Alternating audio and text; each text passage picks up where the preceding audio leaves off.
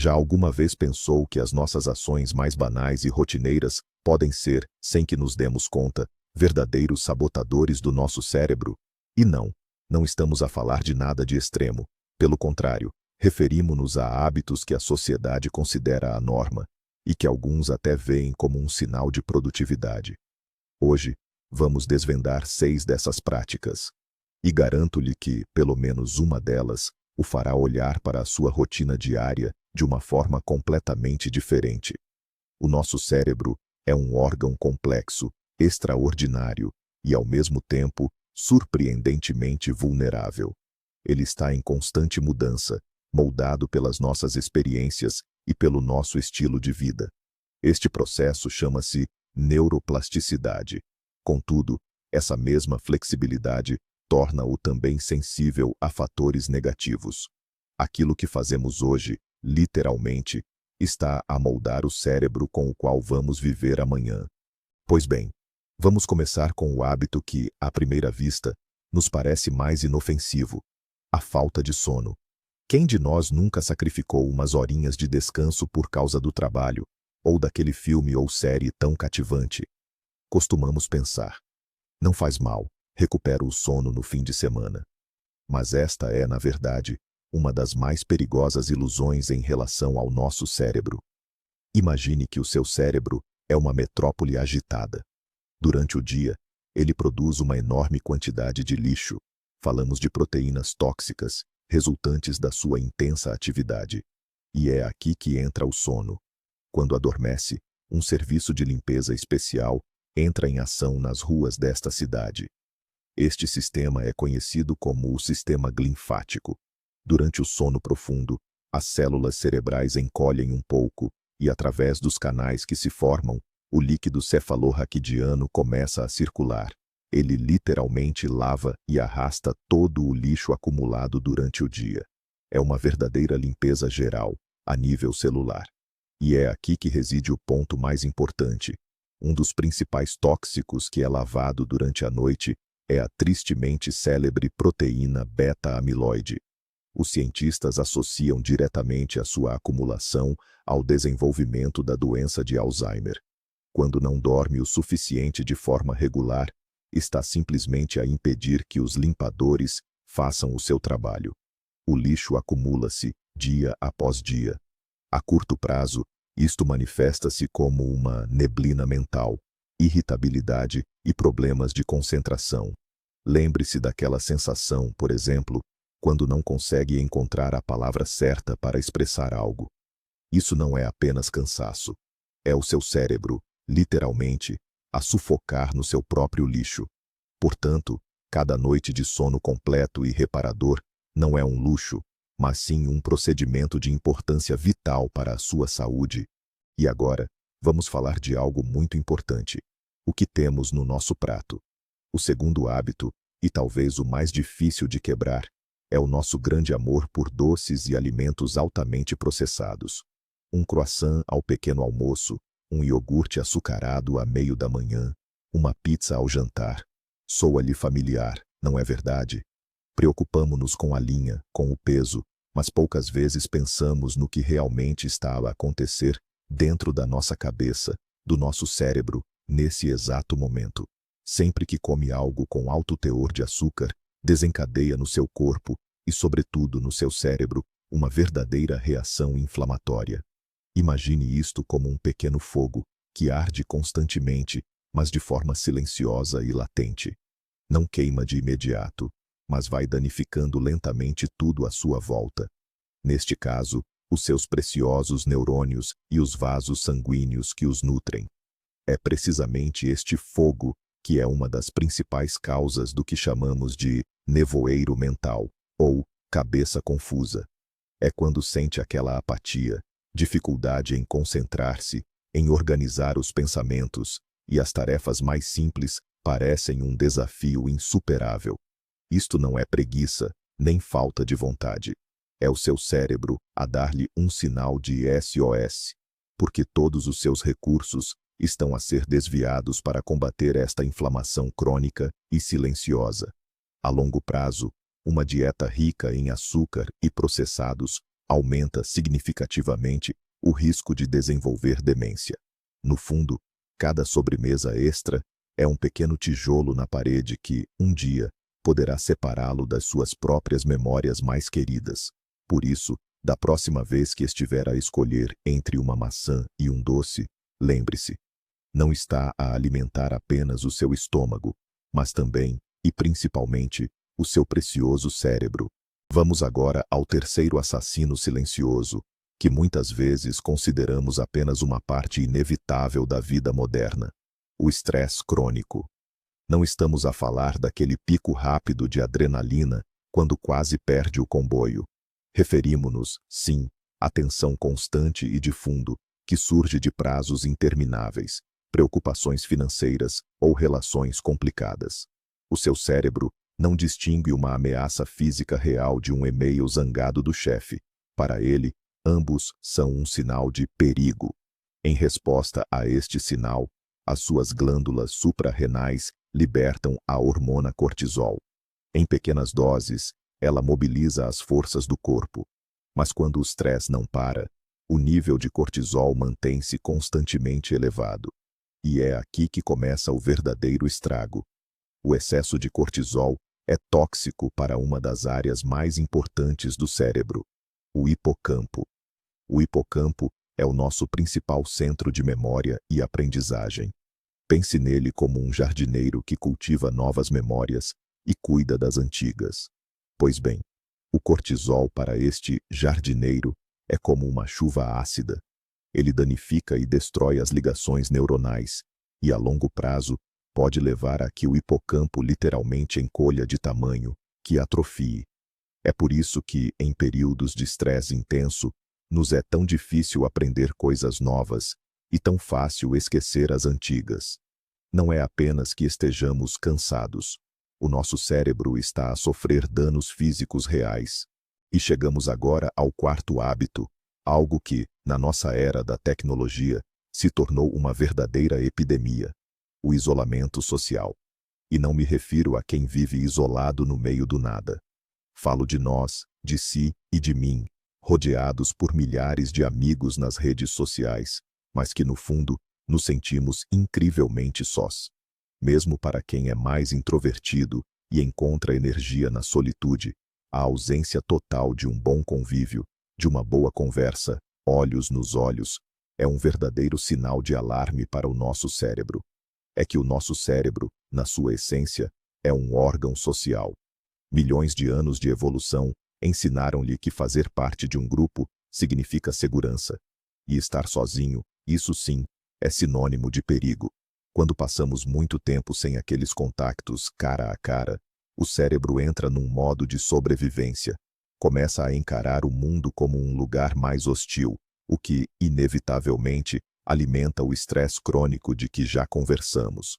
Mas a coisa não fica por aqui. A interação presencial, a boa e velha conversa, é, talvez, o melhor e mais completo ginásio para o cérebro. Durante um simples diálogo, ativamos simultaneamente dezenas de áreas. Escutamos e analisamos a fala, interpretamos os sinais não verbais, ativamos os centros de memória para recuperar a informação que precisamos e ainda usamos o córtex pré-frontal para formular uma resposta à altura. É um autêntico treino de força para os nossos neurônios. Ao privarmos-nos disto, estamos a tirar ao nosso cérebro o estímulo de que tanto precisa. E ele, tal como um músculo sem exercício, começa pouco a pouco a atrofiar-se. A seguir, vamos falar do quinto hábito, aquele que parece viver colado às nossas mãos. Refiro-me ao rolar interminável, e muitas vezes sem pensar, dos feeds das redes sociais. Quantas vezes não nos desculpamos, dizendo que queremos apenas descansar, descontrair a mente, ou matar uns 5 minutinhos? Mas a verdade é que, nesses momentos, não estamos a descansar. Estamos sim a empurrar o nosso cérebro para uma das armadilhas mais traiçoeiras do nosso tempo. Percebam uma coisa: o nosso cérebro adora novidades, e o feed das redes sociais é um autêntico tapete rolante de informação fresca. Cada publicação, cada vídeo, cada gosto que recebemos ou damos é um pequeno disparo de dopamina, a hormona do prazer. O cérebro recebe a sua recompensa rápida e, como uma criança mimada, pede logo por mais. É como um fast food para os nossos neurônios. Rápido, agradável, vicia facilmente, mas não tem qualquer valor nutritivo para a nossa inteligência. E é aqui que reside o maior perigo. Um cérebro habituado a este regime de consumo passivo, de estímulos curtos e vistosos, perde gradualmente a capacidade de se concentrar de forma profunda e por mais tempo. É como se treinássemos um músculo apenas com pequenos arranques e movimentos rápidos. Ele tornar-se-ia completamente incapaz de um trabalho prolongado e de resistência. O resultado? Ler algumas páginas de um livro, assistir a um filme mais complexo sem interrupções, ou conseguir mergulhar por completo numa tarefa de trabalho, torna-se um verdadeiro desafio. Estamos, sem o querer, a habituar o nosso próprio cérebro a ser superficial e disperso, e por fim, o sexto hábito que, enganosamente, se disfarça de atividade intelectual: o sedentarismo. Podemos passar horas a resolver problemas complexos, a estudar ou a aprender línguas, pensando que estamos a exercitar o cérebro. Mas se o nosso corpo permanece imóvel durante todo esse tempo, estamos, na verdade, a prestar um grande desserviço ao nosso órgão mais importante. Pense nisto: o cérebro de um adulto pesa apenas cerca de 2% da massa total do corpo, mas consome até 20% de todo o oxigênio e glicose que entram no nosso organismo. É um órgão incrivelmente faminto. E quem é que lhe entrega este alimento? Exato, o nosso sistema circulatório. Quando estamos sentados por horas a fio, a circulação sanguínea desacelera. Chega menos oxigênio e nutrientes ao cérebro. É como tentar ligar um potente carro desportivo com combustível de muito má qualidade. Ele até pode funcionar, mas com falhas, e certamente não na sua capacidade máxima. Mas há ainda outro mecanismo, mais profundo. Durante a atividade física, o nosso corpo produz uma substância especial, o fator neurotrófico derivado do cérebro, ou BDNF, para abreviar. Os cientistas chamam-lhe o fertilizante para os neurônios. Esta proteína estimula o crescimento de novas células nervosas, fortalece as ligações existentes entre elas e protege o cérebro do envelhecimento. Ao permanecermos sentados, estamos, na verdade, a privar voluntariamente o nosso cérebro deste fertilizante essencial, contribuindo para o seu lento definhamento. Vamos aprofundar um pouco a questão da falta de sono, pois aqui se esconde um mito muito comum e perigoso. Muitos acreditam sinceramente que podem compensar o sono perdido nos fins de semana. Passam 5 dias a trabalhar até a exaustão, a dormir apenas 5 horas, e depois, no sábado, ficam na cama até ao meio-dia, pensando que o equilíbrio está restabelecido.